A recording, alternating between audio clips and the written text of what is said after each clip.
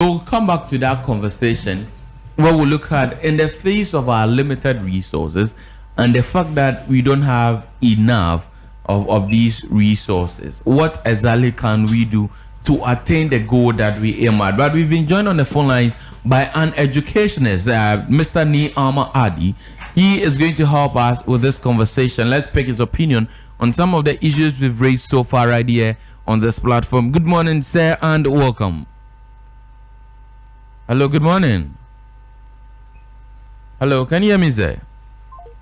Well, we've actually lost Mr. Nii Armah Addy on the phone line, so we try as much as possible to reconnect with him, and we would bring you that particular conversation where we're going to look at his opinion on the issues that we've raised so far. I think that the issue about ability to have those things is also a key challenge, because I was advocating of how if we have a system where students can send their laptops or tablets to school and be typing, it might be very helpful. But we've been joined again by Mr. Nii Armah Addy, an educationist. Good morning, sir, and welcome. Good morning.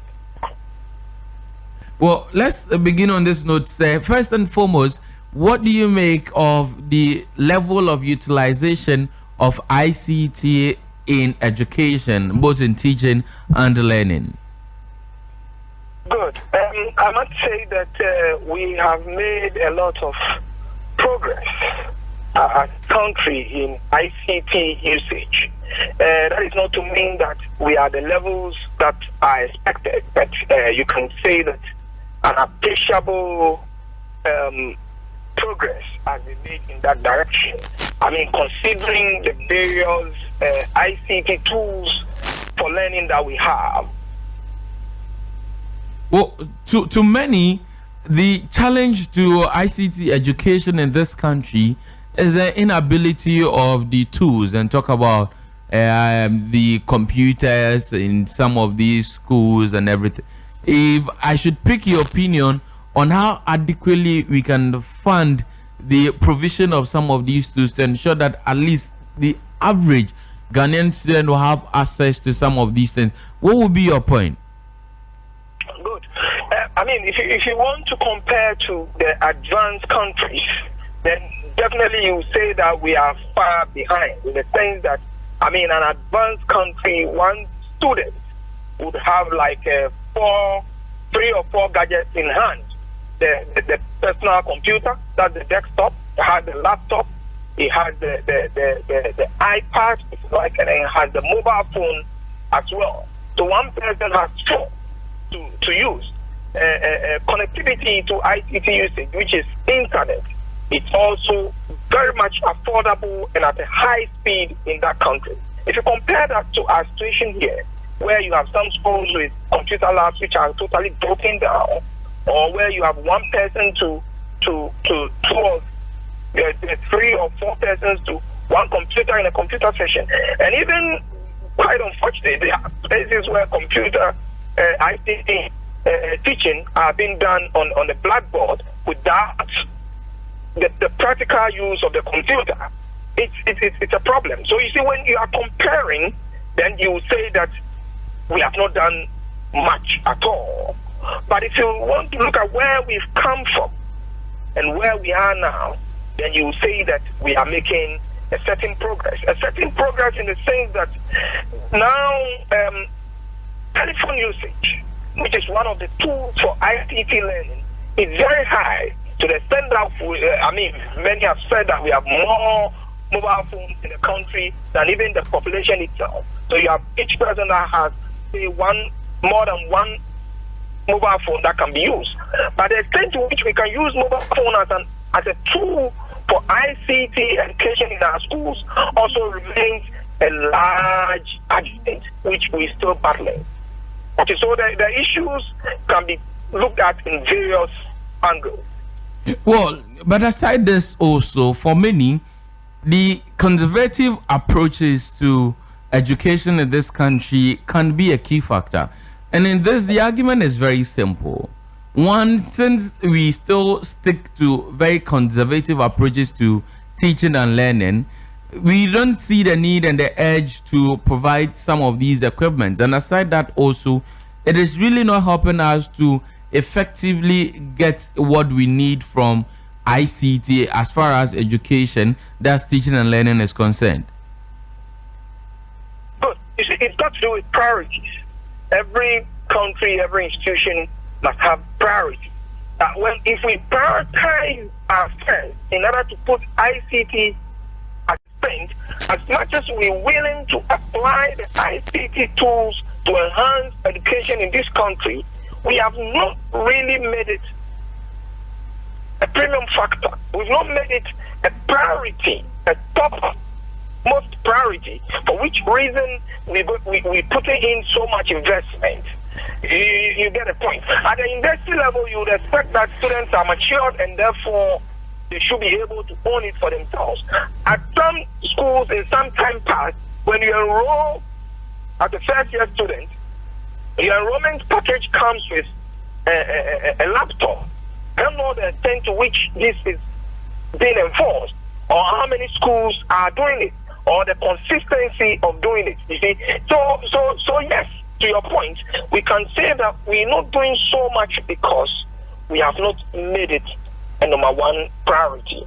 Now, talking about priorities, when it comes to teaching and learning, as a country, when we are talking about ICT, where should we be focused more? Is it the teaching aspect or the learning? I'm asking this question there are two wings of a bird. There are two wings of a bird, in the sense that when you are taught, you have to learn. Okay? So they must go hand in hand. And a few days ago, we are told that the government is trying to introduce programming and coding at the BC level. Okay? So if we have this as a national focus, then again the tools to use becomes prominent. I remember years back in previous governments where one student, one laptop or something. I mean that program was rolled out. I don't know the extent to which we achieved it and whether we achieved anything even at all in those programs. But all those things have passed. Okay? And today we cannot really account for those projects that we did. Again, taking ICT at the lower level, let's say at the BC, and from what we're hearing, coding and programming, if those tools, the computers, the laptops, will be made available to children at that stage. And then moving on to SHS, where now we are all happy enjoying free SHS, the package must be complete, which comes also with the laptop. Okay, so that we are really covering the grounds for effective teaching and learning. Not until we decide to do that, I think we'll have a problem. Now, in your initial comments, you made of how, looking at where we're coming from, we've made some strides actually.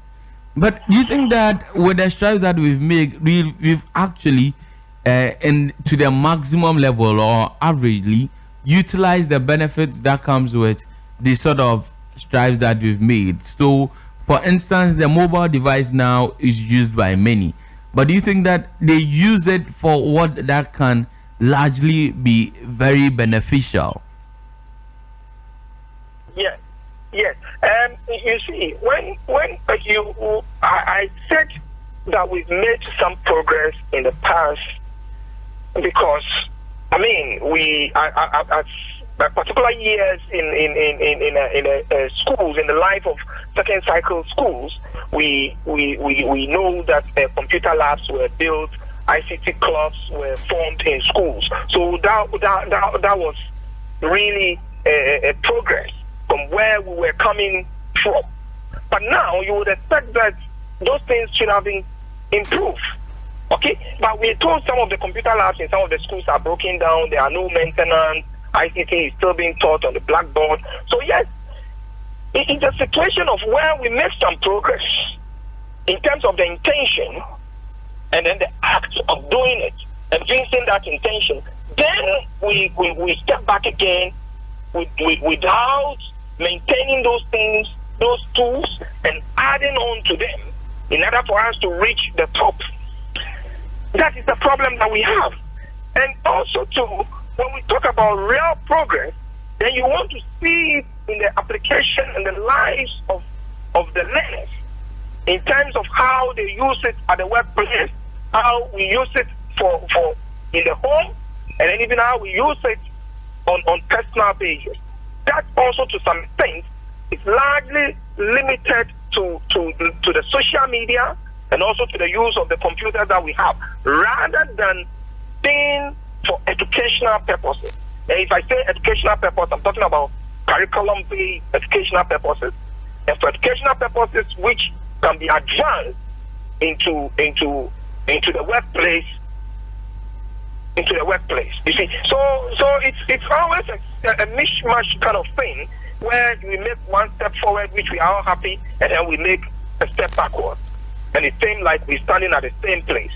Well, finally, before you take leave of us, you agree with me that if we are going to be very realistic, government cannot just wake up tomorrow and be able to provide adequate laptops or computers in all institutions of learning in this country, either to students or to teachers.